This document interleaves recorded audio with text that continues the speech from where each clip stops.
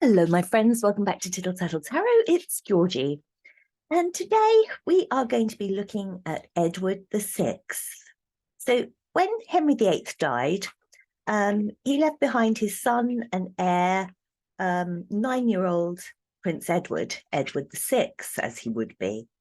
Now, I want to look into this boy king. Um, hmm.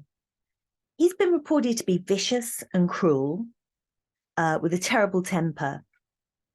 He was definitely so spoilt, such a spoilt child, and said to be cold and unfeeling and uncompromising.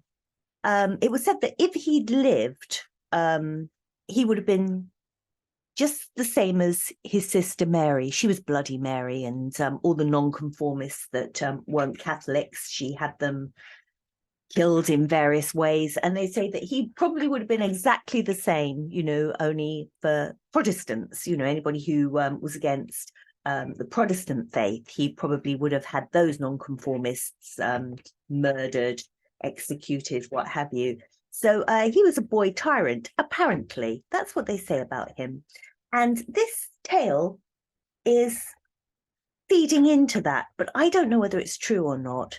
And it's this tale in particular that I want to look into and just see if the cards can elucidate really on this this horrible tale. So in January 1547, the boy king takes over. He's 9 years old. Of course, he's not a full king. There's a regency. I'm not going into all that, but basically he reigns until about it's about when he's 14 years old. 15 years old he dies. Okay, so at 15 he's died, and I think it's probably something like tuberculosis, something like that. Now, the year before he dies, TB isn't something that comes on really quickly. And I think the other thing to note is this wasn't a really sickly boy. I think it's been sort of said that during his childhood he was a very sickly boy, and I don't think that that's true. I don't think he really was. He was certainly very ill in the last year or so of his life with this TB, but before that, I think that he was okay. I think his health was pretty good. But 2 years before his death at the age of 15, he got this TB, tuberculosis, and of course, breathing was hard. He would have been terribly ill. So this tale I want to look into, is it a tale or is it the truth? In 1552, so 1 year before he died, he would have been 14 years old at the time. It was said that he was so fed up with his governors and so fed up with the advisors around him, trying to manipulate him, and the things that they were supposedly forcing him to do. He was so angry at the way he was being manipulated that he asked for one of the falcons to be brought to him. So let me just see about this. He was so fed up with the way he was being manipulated by his governors and his advisors. He was so fed up by the way he was being manipulated by them. I think that's probably true. He was. 8 of Swords. This is feeling imprisoned. You're not able to see your own path. I think I would say that. Yes, he probably felt that the governors around him were leading everything, and that he was very much at their will, I would have said. And this 8 of Swords is that sort of energy, feeling imprisoned by somebody else. So I think, yes, he was very confined by them. So yes. And the thing that he asked for was this falcon to be brought to him. He asked for the falcon to be brought to him, and the tale goes that he had this falcon and he ripped its feathers off its body and then tore it into 4 quarters. Now, this was reported by one of the ambassadors, and it was all written down, and it survived. But only one person reported this, that he ripped this falcon to shreds. Let's see about this.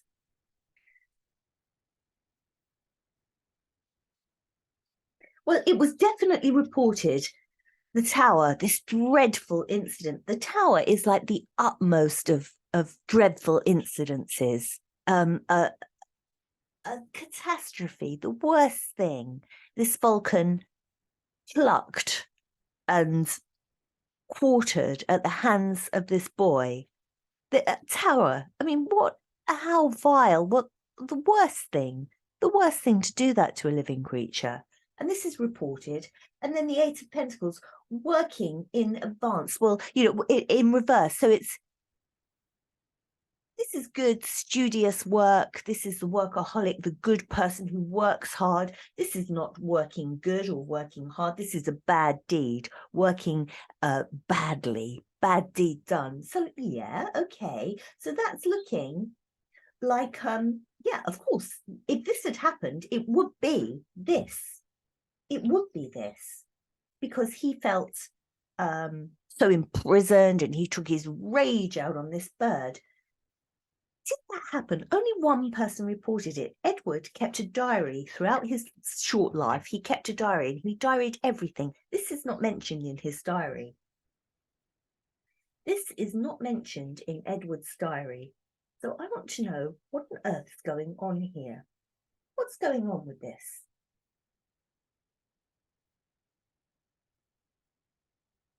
Two of Wands. Two of Wands. Now, if you've got the Two of Wands and you've got it the right way up, it's an exciting path ahead of you. It's just waiting. You're on the threshold of something amazing. It's just like you're on the starting blocks. If you were in a race, you're on the starting blocks and you're waiting for that gun to sound and then you'd be off. And this Two of Wands is just that little pause before the gun goes off and you go. It's just that little bit of, am I ready? Have I got everything I need? You know, I'm about to take this leap forward into this. Right, look, these are almost like the starting sort of pillars, aren't they, of a race. I'm just getting ready to do this. Now we've got it in reverse. You've got to remember this boy king has been, well, probably not diagnosed with TB. I'm sure he wasn't, but people saw that his health was failing. He was coughing. He was breathless. This is almost like the person who reported this sees that this boy king is not on the starting blocks, is not going to be running this race of leading the country. It's almost as though this story about this this king who's a tyrant, who is ripping apart birds, is, you know, done to kind of scare people. This oh my God, this boy king, God, he's got all that power and strength in him. What on earth is he going to be like with the French and Spanish and all the other people? You know, he's someone to be feared. And it's almost as though the person who came up with this story concocted it because they knew that this wasn't leading anywhere. They could see Edward VI's health going. They could see that it wasn't on the starting blocks, ready to, you know, be the king that they needed. So it's almost like, you know, a little bit of propaganda that this boy's done this. But I think the boy king, he was very much in his head and very much dissatisfied at the advice that he had. This tale here about ripping the falcon, supposedly he had said to his advisors, you pluck me and rip my heart out and quarter me, and I will do the same to you. And he's saying this as he's plucking this falcon and tearing it to bits. So this is what he's saying, supposedly, about his situation. This is a demonstration of my power, of how you are plucking me and destroying me and quartering me, and I'm going to do this back to you and my enemies. Well, King of Wands and the Four of Pentacles. I don't see this. He was a passionate king, very passionate about his religion, very passionate about being a Protestant and having a Protestant England. That was incredibly important to him. So he had that passion for religion. And the Four of Pentacles, he wanted to keep that religion, that Protestant religion. This greedy miser, this isn't money. This is keeping the religion of the country as Protestant, not letting it become a Catholic country. So yes, he was very, very, very passionate about that. But I don't see that violence towards, I don't see this violence here. I see this as being something that was created by someone trying to prove this boy's ferociousness, that he was going to be a killer king, you know, going to be like Henry VIII was in his younger days. But they knew that his health was fading. And I think this is all, as I say, just a propaganda thing. Because let's talk about falcons and how falcons were viewed back then. What were falcons like? What was their purpose? How were they viewed? Yeah, look at this. A falcon, you had to be incredibly rich to own a falcon. A lot of training went into them. You know, the world, it took so long to breed them. First of all, it was a labor of love. Rearing a falcon was the world. You know, it started off as this egg. It had to be incubated, it had to be reared and fed. People would have been employed to look after this bird. Falconers, or all kinds of people that dealt with all the different stuff that the bird had to wear, you know, the jesses and the hood and the goodness knows what. You know, it was a whole industry around this bird, and only the terribly, terribly rich could have something like a falcon, and that would be, you know, your world around this bird.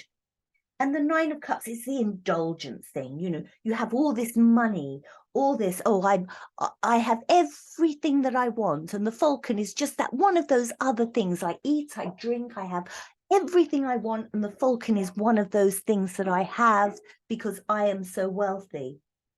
So would